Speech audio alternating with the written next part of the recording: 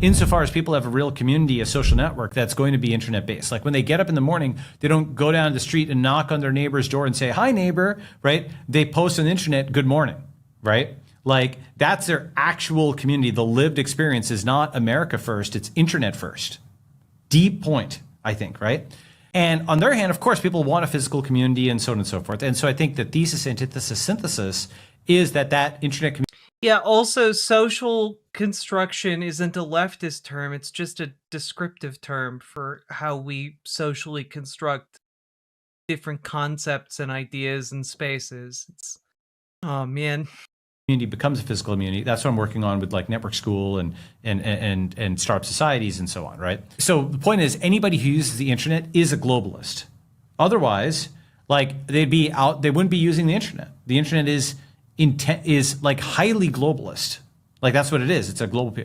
And on their side, the nationalist side, a lot of people who call themselves nationalists in opposition to globalism are actually, well, first of all, they're globalists because they're networking with people who are in other locations and so on, rather than a startup society. Yeah, he believes in those because his entire book premise is about how billionaires could feasibly carve out little fiefdoms for themselves out of high chaos countries or easily corruptible countries, and effectively buy a little slice of land to act as a city-state.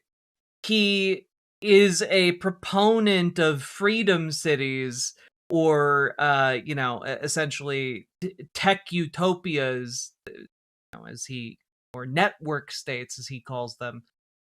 Because he believes that private entrepreneurs should be founding privately owned cities where they can do whatever they want. His book explicitly talks about how like techno oligarchs should be effectively using fascism to destroy democracy inside of the cities they want to control and then rule with an iron fist. Like, he thinks of these as like, what if a company town, but bigger, essentially. It's so stupid, and yet they're behind so much evil in the world. Neighborhood. But second, they're not even national. He's literally said and I started out by saying this, he based his idea of network states on Zionist settler colonialism that he observed in Israel. He's like, what if we privatized settler colonialism in the vein of Israel? Like that's legitimately his pitch in the book. At best, they're tribalists. Oh, he meant it in a good way, yes. Tribe. And the reason I say they're not even nationalists is that blue-red partition that we saw is there in every country, but especially in the US, where you have Democrat, Republican. And when you have two nations within one country, you know how Democrats will use, they'll use democracy to mean ruled by Democrats? Yeah, I've spoken about that. Yes, Democrats mean that democracy is ruled by Democrats. That didn't used to be the case. It's just that Democrats are the only ones in this country that actually believe in democracy anymore. Republicans are clapping like trained seals for a man who's talking about ending democracy in America. Right. The flip side is the Republican will use American to mean red American. Yes. Like real American is red American, right? And they identify those and they're like America first. But really what they mean is red America first. Because they're definitely not putting like blue America first. In fact, a lot of what they're doing is like war with blue America, right? So but this is something which they haven't fully processed. For example, a better term might be conservative first, because or rightist first, because otherwise what happens is they think, wait, we're America first, and this Canadian conservative, he's not an American, therefore he's our enemy. But that's a real problem, because if they're fighting the Canadian conservatives and the Canadian liberals and the American liberals, they've alienated everyone, and they're just in their own box, and they're doing that in every country, right? So they're really not even nationalists, they're tribalists, and they're actually more globalists than they think. So that's my poke let me know your thoughts, and maybe we can wrap there for now. So that makes me think of two things. The first is when you're talking about the decline of the American empire will probably end up hurting Americans. And I think that's accurate. Red Americans. Yeah, go. I agree. It'll end up hurting red Americans. And Who is he talking about when he says red Americans? He's talking about conservatives, MAGA. Though I understand the need to question who he's talking about because he does seem like he'd be that racist. I agree with that. And I think, so my attitude is I'm a Zoomer, and I'm forced to be responsible for decisions my grandparents made. And for both the Soviets and the American empire, they built their empire fundamentally upon lies. And what happens when you build your because they're built upon demonstratively false principles of human nature. And when you do that, is you set up these bizarre incentive structures that have zero coordination with reality. And so your descendants will look at these things that you did not think very clearly about, and then they'll be forced to tear down the structure for any degree of survival because the structure will grow so bloated and silly. But at the same time, they'll have to tear down the structure, but at the same time, they'll be tearing down the imperial structure that your ancestors built. So it's this weird double position when you operate off demonstratively false ideologies. And then secondarily, it reminds me of a science fiction book I read called Fitzpatrick's War that was written in the 90s, and it's set in the 25th century. And this is one of those books where me recommending it has basically made the book impossible to buy, where the copies are going for like $1,500. But it's a good Somebody book. should scan it. Yeah, that's scan it. You should ask one of your followers to do that. That's a project we're working on right now, actually. Okay. And if you're the author, please hit us up. We want to work with you. But the book's set in the 25th century. It's the rise of an American Alexander the Great. But its backstory in the 21st century is fascinating. And the book was written in the 90s. And what the book talks about is that in the 21st century, the global order collapses due to a combination of supply chain issues, genetically engineered illnesses, war, and just generalized decadence. And what happens is the American empire falls in a multi-decade civil war, or multiple short civil wars from the 2060s to the 2070s. And this book was written in the 90s. What happens is that red America forms a new ethnicity called the Yukons based around intentional communities, where red Americans move out, form their own societies away from the cities. These procreate more than the cities. Then the Democrats devolve into basically shameless racial pandering, and they become taken in by inner city gangs, basically. These two have a war. The red states burn down the blue cities. They become... I'm sorry, like, we're just lost in the sauce at this point. We're lost in the sauce. He's just like completely gone off into fantasy land, you know? A new ethnicity called the Yukons, and then Americans flee to Latin America. And Americans have become like a hippie term. The Chinese become a very strong empire. They actually become a Marxist state economy. And then the Muslims populate Europe. And so the world's population... Is that the 25th century? That's happening now. A lot of those pieces... This is the 21st century. This is This is the backstory in the 21st century, and then this is the backstory for the plot that occurs 400 years later. And what happens is that the world's population crashes from 10 billion to 1 billion due to they're much like COVID. They have a genetically engineered lab leak illness that kills a lot of people. There are supply chain issues. People can't maintain the oil systems. And so what happens is you see the rise of a world with this new American ethnicity. You see a Turkish empire running the Middle East, North Africa, and Europe. And then you see China forming this Marxist power where India becomes one of the bigger powers in this new equation. Yeah, well, okay. So lots to respond to there. I'll just give a few quick things. First is, in general, I think China's a state, but Indians are a network. Yes. And so India itself is like the relatively weaker part of Indians, just like the Chinese diaspora is the relatively weaker part of China. Like the Chinese diaspora is very accomplished and so on, But China as a state is like that natural form of that culture, right? Whereas Indians are just diasporic, and the Indian state is like, it's like doing well. It's actually doing a lot better than it used to. But it's similar to the Chinese diaspora roughly in terms of the forms. That's A. Just a quick response to that.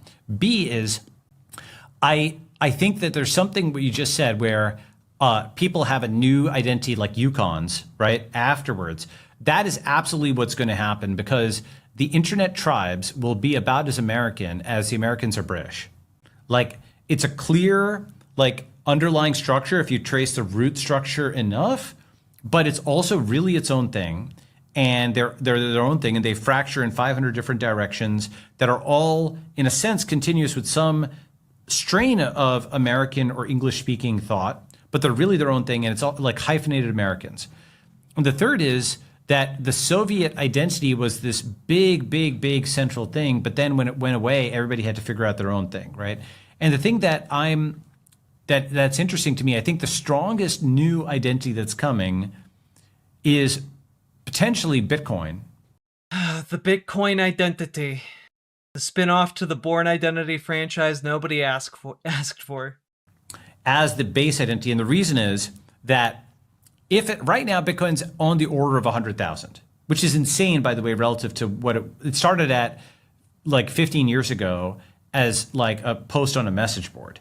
And from the perspective of history, it's like a vertical takeoff. It's like faster than Islam, faster than any of the most successful ideologies ever. It's for like, real. A historian who's writing about it would be like, Bitcoin appeared and then is that his sponsor? He made his fortune as like the tech guy at Coinbase, so he's heavily involved in crypto. Instantly dominated, just went like vertical like this. Of course, it had many retrogressions and crashes and so on, but to go up 7 orders of magnitude in like 14 years is psychotic in terms of its traction, right? So to me, the fact that it's now like the reserve asset of the United States in part, like the sovereign Bitcoin reserve, you saw that, right? Like, yeah, it was incredible. Didn't expect it. It's incredible.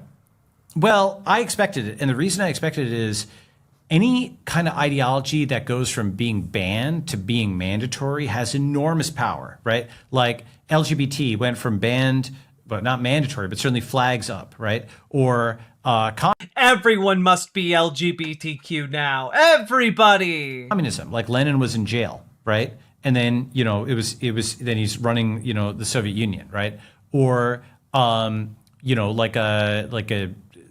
maybe if we change the names of like trans man and trans woman to like Bitcoin gender and Ethereum gender, maybe he'd be in favor of that. Maybe that's how we win over this guy.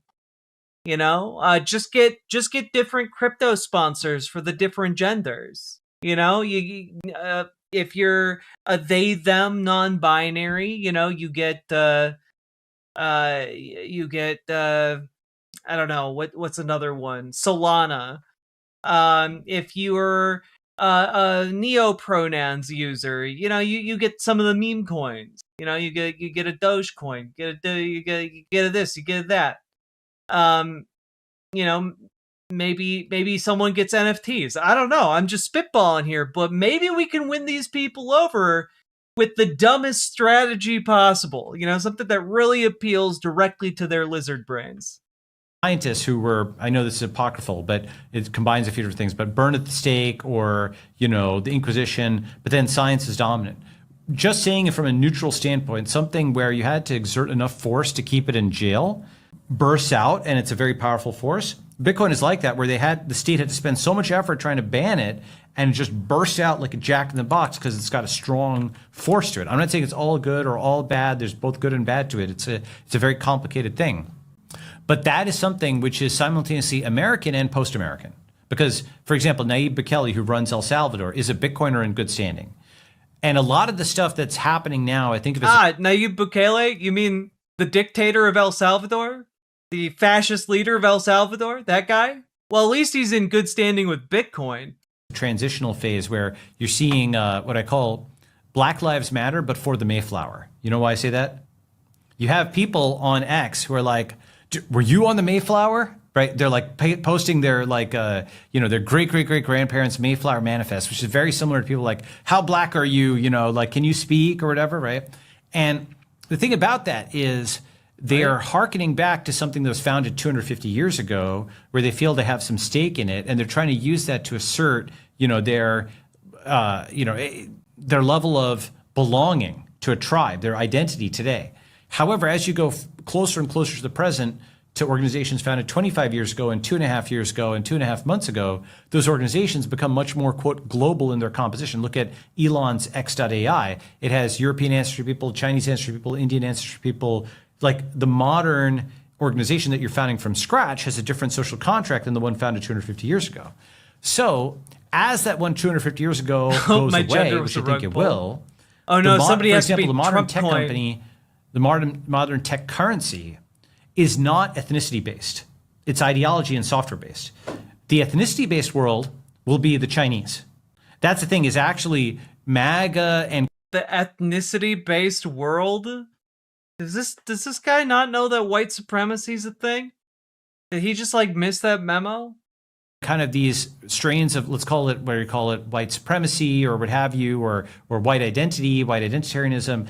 I actually think that has 5 or 10 years in a real sense, because it's going to actually be part of the global left. Oh, okay. Well, you know, guys, we're only 5 to 10 years away from beating white supremacy forever. Let's go. We did it. We did it, everyone. Racism done.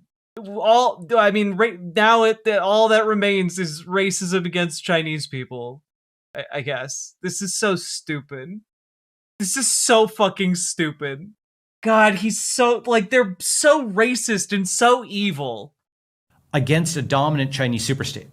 Like, the Chinese are the highly organized billion-person ethnic group that's like homogenous and uniform and running a giant centralized superstate. And all of these tribes that today think of themselves as dominant are going to realize they're actually weak in 5 or 10 or 15 years, and weak and decentralized and isolated. And they're going to appeal to internet ideals of egalitarianism. And, you know, what's crazy to me is the constant, like, appeal to China.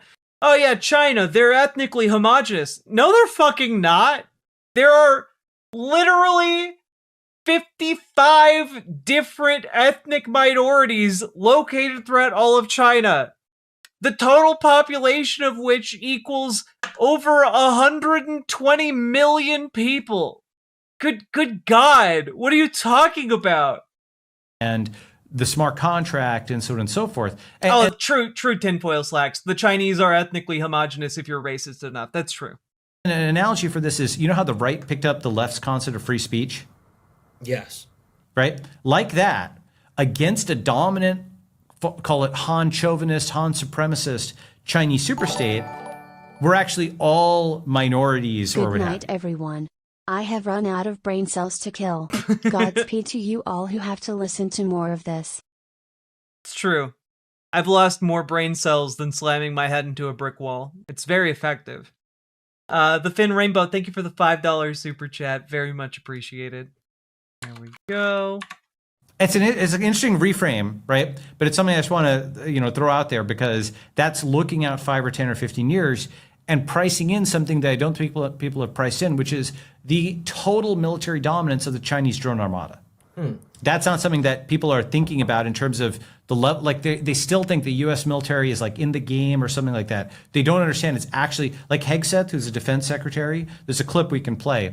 He's acknowledged that China has hypersonics that can sink all U.S. aircraft carriers. Our whole power projection platform is aircraft carriers and the ability to project power that way strategically around the globe. And yeah, we have a nuclear triad and all of that, but a big part of it. And if 15 hypersonic missiles can take out our 10 aircraft carriers in the first 20 minutes of a conflict, what does that look like? There's a U.S. Secretary of the Navy that said China has shipbuilding, which is more shipbuilding in one shipyard than all of America's combined. They have 13 shipyards. In some cases, their shipyard has more capacity. One shipyard has more capacity than all of our shipyards combined. There's the Raytheon CEO saying they can't decouple from China. So while we talk about pulling supply chain out of China, resourcing out of China, I would tell you it's very impractical. We've been de-risking for a couple of years, making sure that we have second sources for critical componentry. But unlike Russia, where we pulled out 2 weeks after the invasion last year, we shut down our factories, we pulled our people out, and we completely cut off any contact with our Russian customers. You can't do that with China. Too big, too important, and too necessary. So these are the people who are running the Defense Department, running the Navy under Biden, running one of the top 5 defense manufacturers that are admitting that the U.S. has already taken the L on this, right? That it can't actually, it's got scarcity. So because of that, that's how I think about what that near-term future is. That military thing is upstream of so many other premises downstream. Anyway, let me pause there. Why don't you? I know that was a whole new thread, but I'll let you wrap. Go. Give me your closing kind of thoughts. Those are interesting points, and I've said for a while that I think aircraft carriers are sitting ducks in this new world.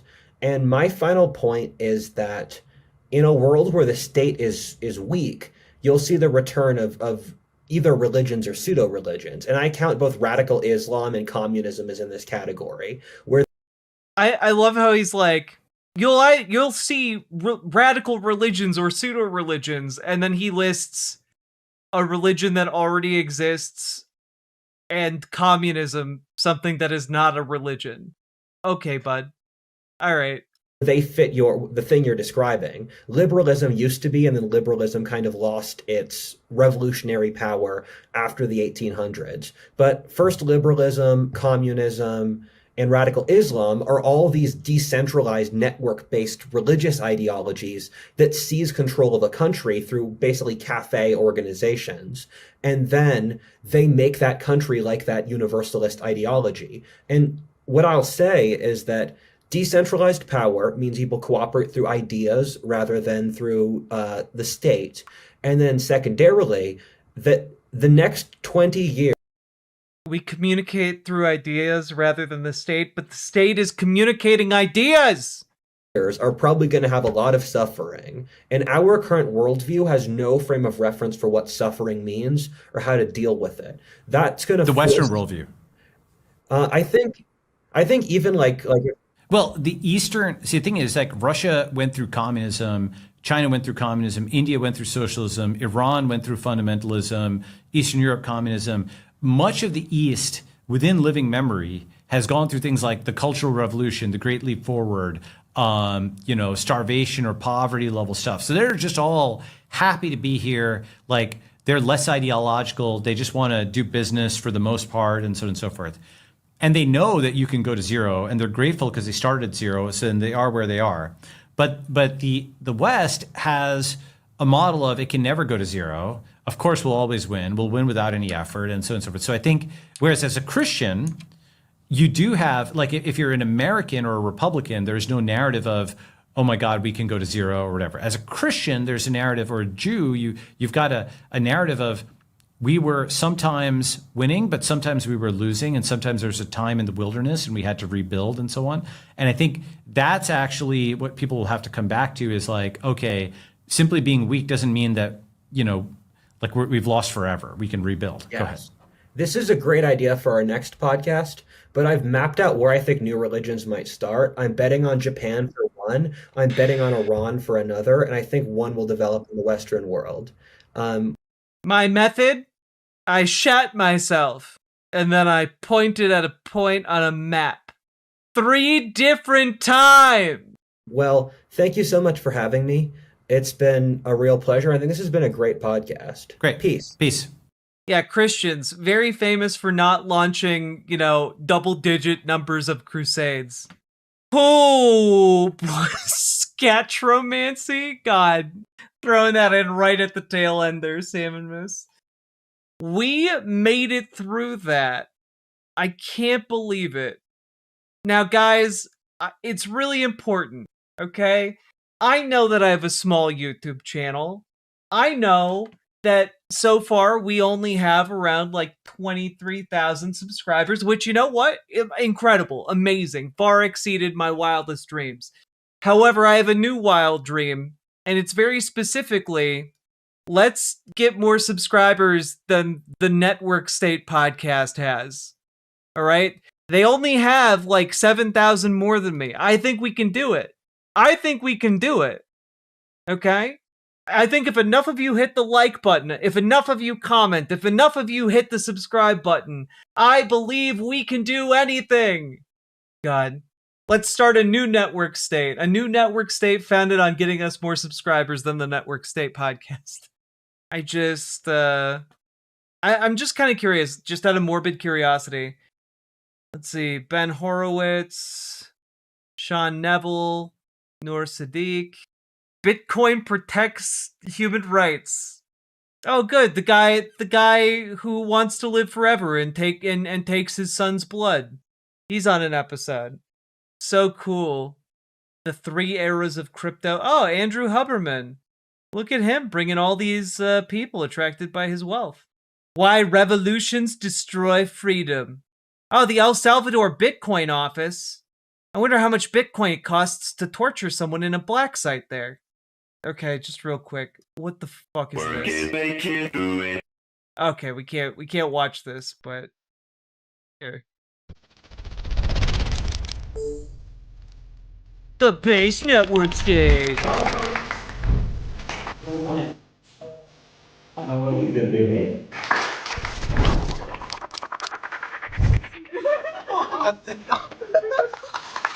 Morning.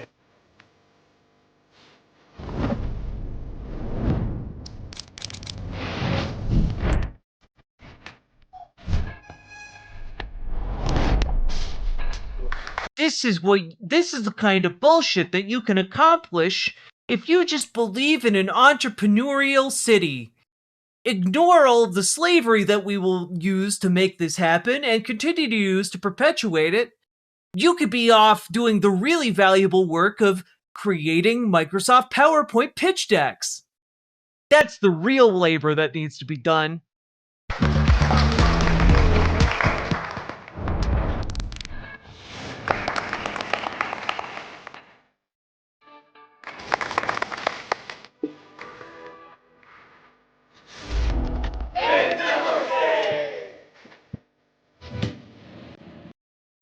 Cool.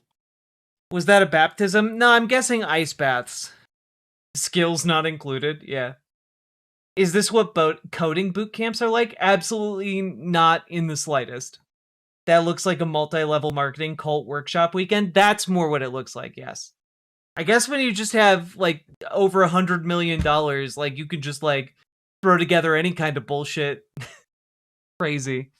I gotta say, I'm impressed that we got through that in one go.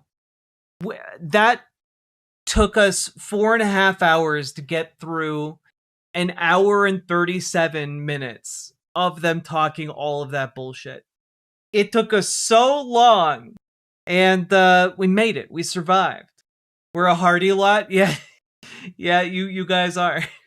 Like when it's like leaving for a vacation for 2 weeks and coming back and still finding all of your plants alive somehow. I hate that rich people don't have to be good at anything. The Epstein class is just like completely divorced from any actual like reality. Not sure if you covered this story already. Shit's scary. I'm gonna click on that link in a moment, but before I do, folks, hit that follow button, hit that subscribe button, hit that like button. And consider getting involved with your local Dems and your local DSA because we need to organize locally on the ground in order to beat these fuckers. And last but not least, check out ImogeneOlivia.com. Gender euphoric lingerie designed from the ground up for trans femmes. Tested with cis men, cis women, non-binary folks. It is non-tucking lingerie. Very comfortable, very classy, very feminine and attractive. Anyone can wear it. Check it out. Link down in the doobly-doo. We got a new color order coming in, so that is extremely exciting. And I hope you guys will all check out the existing style as well as the new color. We have exciting plans coming up for the rest of the year, so keep checking ImogeneOlivia.com and link down in the doobly-doo. Let's keep on going. Riverboat deck is coming to town. All the viewers gather round. Twitch and YouTube is where she streams. All that content is bursting the scenes. Politics, dating, plenty more. Her sense of fashion you'll adore. So grab your stuff and hop aboard. We're going straight to Jack's Discord.